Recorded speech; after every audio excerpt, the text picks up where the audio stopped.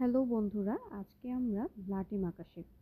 প্রথমে একটি ছোট করে গোল আঁকিয়ে নিতে হবে। তার নিচ দিয়ে আরেকটি দাগ দিতে হবে, খুব সুন্দর করে দিতে হবে।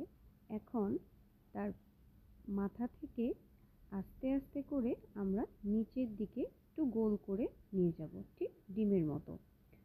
ঠিক একইভাবে এই পাশেও করে নিব, আস্তে আস্তে হালকা হাতে।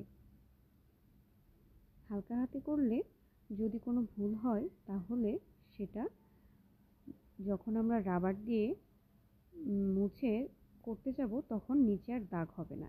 এটা খুব দারুণ একটা টিপস।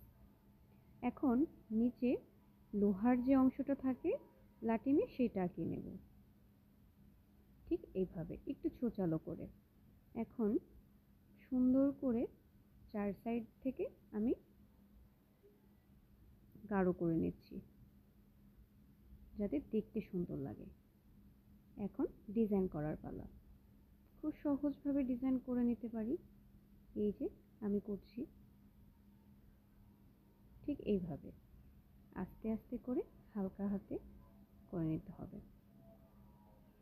আরও অনেক ডিজাইনই করা যায়, তবে এটাও করলে ভালো লাগে।